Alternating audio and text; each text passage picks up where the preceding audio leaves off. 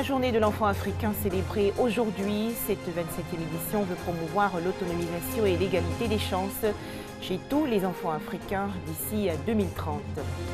En Côte d'Ivoire, les examens scolaires de formation professionnelle 2017 auront lieu le 27 juin prochain. Ils ont été lancés aujourd'hui, enfin 16 juin 1976. En Afrique du Sud, des écoliers noirs refusent l'afrikaans comme langue d'enseignement et manifestent leur mécontentement à Soweto. La répression fait plusieurs morts. Bienvenue, Madame, Monsieur, bonsoir. C'est donc aujourd'hui la journée de l'enfant africain. C'est une initiative de l'Organisation de l'Unité africaine, actuelle Union africaine. La journée de l'enfant africain, faut-il le préciser, marque le massacre de centaines de jeunes enfants le 16 juin 1976 lors d'une marche pour leurs droits à Soweto en Afrique du Sud. Alors en Côte d'Ivoire, quels sont les temps forts de la 27e journée de l'enfant africain? On en parle avec Éric Goré. Les violences à l'égard des enfants sont multiples. En Afrique, des enfants sont battus lorsqu'ils ont commis une erreur. Ces actes sont généralement posés par des adultes. Des enfants témoignent. Mes parents m'accusent, je n'ai pas fait bonne chose. Mes parents me frappent, mon maître aussi me frappe à l'école. Quand les professeurs nous frappent, qu'on est blessé, les élèves ne vont pas dire au professeur que le professeur les a frappés puis sont blessés. Pour certains parents, la chicotte permet de remettre l'enfant sur le droit chemin. Quand l'enfant est impoli, on le corrige avec la chicotte. La chicotte a un sens. Nos enfants de maintenant, nos petits frères de maintenant, il y a trop de légèreté. C'est les plus gros fumeurs de drogue. C'est eux qui sont toujours les brouteurs, les voleurs. Si on les avait frappés comme à notre temps, ils n'auraient pas fait cela. L'ONG La Dignité et les droits pour les enfants en Côte d'Ivoire sensibilise les parents à offrir plus d'amour aux enfants. Message donné aux adultes à cette cérémonie marquant la journée mondiale de l'enfant africain. Les enfants, c'est vrai, ils vous diront, nous avons besoin d'amour, nous avons besoin d'être entourés, nous avons besoin de ceci, cela, mais c'est plus nous adultes, c'est plus nous, autorités étatiques, c'est plus nous, organisations de la société civile, que nous devons ensemble nous réunir, réfléchir et pouvoir mieux protéger ces enfants qui sont constamment victimes de violences et d'abus. La journée mondiale de l'enfant africain a été instituée en 1991 par l'Union africaine.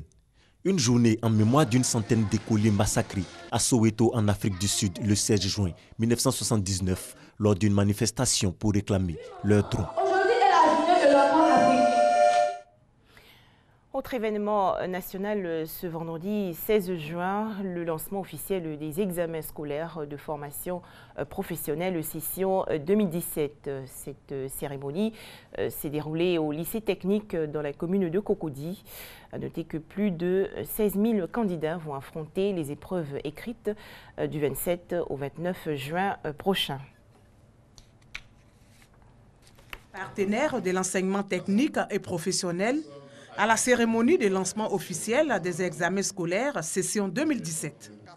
Une initiative de la direction des examens, des concours, de l'orientation et des bourses en vue de mobiliser tous les acteurs autour de l'organisation des examens scolaires. À partir de maintenant, le ministre met en mission l'ensemble des acteurs qui interviennent au cours des examens et cela va aller jusqu'au 16 juillet avec la clôture définitive après avoir traité les réclamations issues des résultats qui seront donnés à partir du 10 juillet 2017.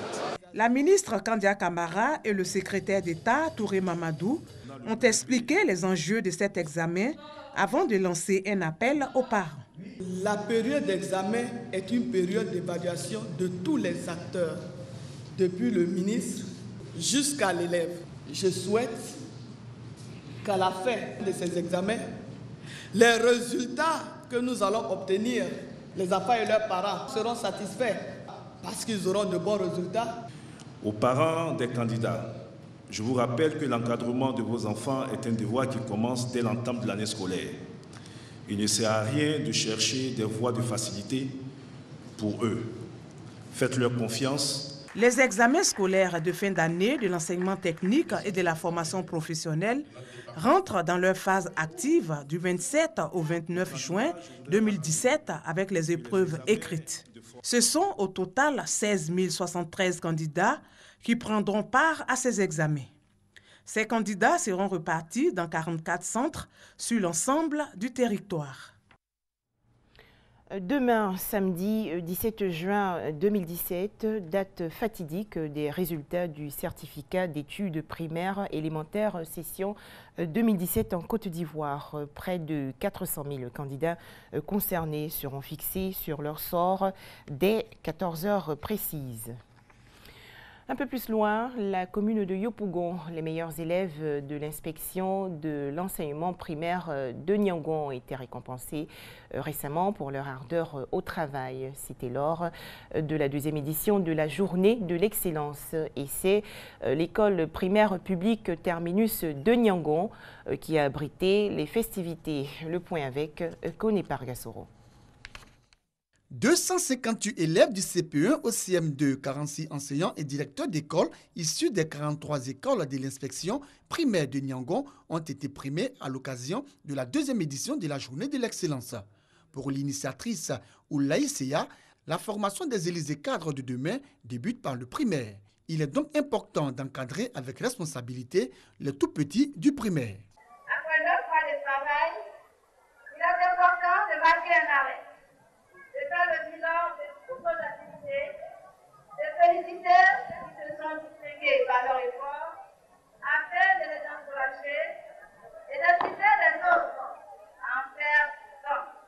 La marraine est le représentant du ministre de l'Éducation nationale, de l'enseignement technique et de la formation professionnelle, tout en saluant l'initiative, n'ont pas manqué d'exhorter les parents d'élèves, encore hésitants à scolariser leurs enfants, en particulier la jeune fille. L'occasion pour eux de donner des conseils d'usage aux bénéficiaires et à leurs encadreurs. Un prix d'excellence est un important point de repère dans la vie de celui qui le reçoit. C'est un souvenir qu'on n'oublie pas. Vous, élèves d'abord, personnel enseignant ensuite, c'est vous qui avez manifesté une très nette supériorité dans votre travail parmi vos pairs. Je vous encourage à poursuivre dans le même sens afin que nos résultats, qui sont déjà bons dans la direction régionale, demeurent pour longtemps en haut du classement. Sensibilisation sur les grossesses en milieu scolaire, remise de matériel de salubrité au COGES, chants et danses autres temps forts de cette cérémonie d'excellence à Yopougon, Niangon. Autre actualité, la commune de Cocody s'investit dans la protection de l'environnement et la lutte contre le réchauffement climatique. La municipalité a donc initié hier une opération de planting d'arbres aux abords du boulevard des Martyrs. À noter que cet événement s'inscrit dans le cadre du projet dénommé Cocody Cité Verte, puits de carbone. Les détails avec Herman Niamia. Cocody peut toujours continuer sans doute de garder son identité de quartier résidentiel et chic d'Abidjan. Mais cela ne devrait plus être suffisant. Avec ses artères, boulevards et autres bâtisses, cette cité du district d'Abidjan devrait être une des plus belles et prestigieuses d'Afrique.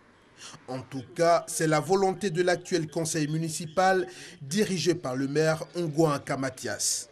Cocody, cité verte, puits de carbone. C'est donc le projet novateur et ambitieux que se donne l'équipe municipale pour le bien-être des administrés. Nous avons dit en 2016 un slogan « À Cocody, un habitant, un arbre ». Nous allons passer rapidement à cela bientôt. On a plus de 800 000 habitants. Il faut qu'en une année, on puisse planter au moins 800 000. Assainissement d'ouvrages, embellissement de voies, ravalement de façades, des actions auxquelles vient s'ajouter le planting d'arbres. Plusieurs partenaires prennent part au projet. Question de se donner toutes les chances de réussite. Le défi actuel sur l'environnement est un fléau, car tout le monde sait que la dégradation de l'environnement a fait beaucoup de dégâts. Notamment, on voit ici en période pluvieuse, actuellement, qu'Abidjan est inondé, chose qu'on ne voyait pas avant. Et la mairie, en initiant ce projet, a vu juste.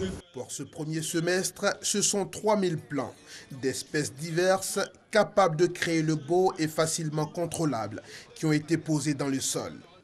La dynamique de rendre complètement vert Cocody est donc enclenchée. restera sans doute aussi de faire la police autour des arbres plantés pour éviter un perpétuel recommencement. Le 7e art au service de la religion. Le centre culturel Jacques Aka de Bouaké veut relancer le cinéma dans la région de Béké et surtout pendant tout le mois sacré du Ramadan. Le projet dénommé Nuit du cinéma et du bazin a été présenté récemment. C'est un reportage de Walter Amadou Ouattara de RTI Bouaké.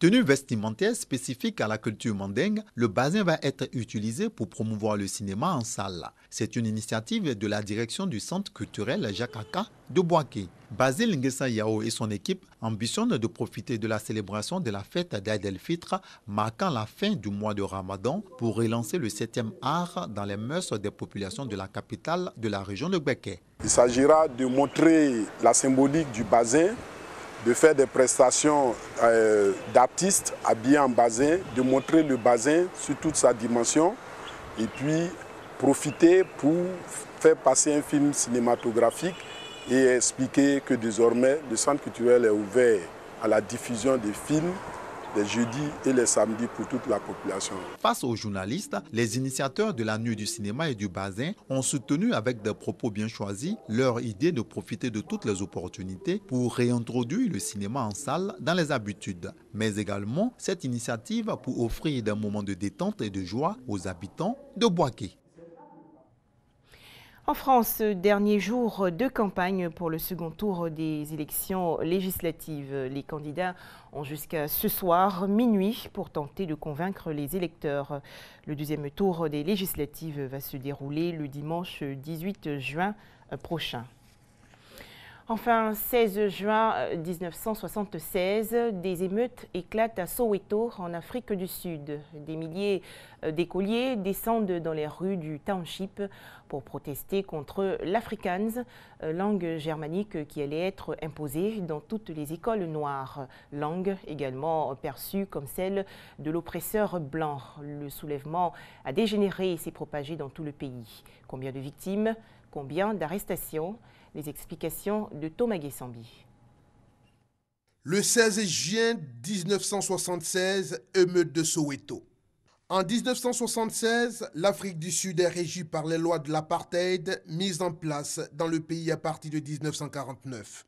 L'origine des manifestations qui allaient tourner à l'émeute est le décret de 1974 signé par Mac Botha, ministre de l'administration, du développement et de l'éducation bantou, stipulant que l'Afrikaans serait la langue de l'enseignement à égalité avec l'anglais dans toutes les écoles noires. Le nouveau décret est mal accepté par les populations concernées et par l'Association des enseignants africains qui considèrent que l'Afrikaans est la langue de l'oppresseur. Le 30 avril 1976, les enfants de l'école junior d'Orlando West, un quartier de Soweto, se mettent en grève, refusant d'aller à l'école. Leur mouvement s'étend alors durant le mois de mai à d'autres écoles de Soweto pour demander le même traitement que les écoliers blancs. Le 13 juin, un comité d'action est constitué qui décide d'organiser un grand rassemblement pour le 16 juin. Le mercredi 16 juin, avec le soutien du mouvement de la conscience noire, entre 10 000 et 20 000 écoliers et étudiants noirs se rassemblent dans la matinée pour protester contre l'obligation qui leur est faite de suivre l'enseignement en afrikaans. Ils se réunissent autour de banderoles pour protester et exprimer leur opinion pacifiquement ainsi que d'éviter tout affrontement avec la police. Les autorités n'ont dépêché sur place qu'une cinquantaine de policiers à qui le ministre de la Justice, Jimmy Kruger, a ordonné de rétablir l'ordre à tout prix et d'user de tous les moyens pour disperser les manifestants. Le 17 juin, le South African Defence Force est mis en alerte. Durant plusieurs nuits, des véhicules sont incendiés dans les townships de Johannesburg, dont une cinquantaine de bus. Pour disperser la foule, la police tire à balles réelles, causant au moins 23 morts. On estime que 20 000 élèves ont participé à ces manifestations et qu'entre 176 et 700 personnes ont été tuées au total lors de la répression menée par les forces de police. En juillet 1976, pour calmer les protestations, le gouvernement retire le décret sur l'enseignement en afrikaans. En 1979, une nouvelle loi sur l'éducation fait de l'anglais la langue principale d'enseignement dans les écoles publiques noires à partir de la 5e année secondaire. Le 16 juin est devenu en 1994 un jour férié en tant que fête de la jeunesse.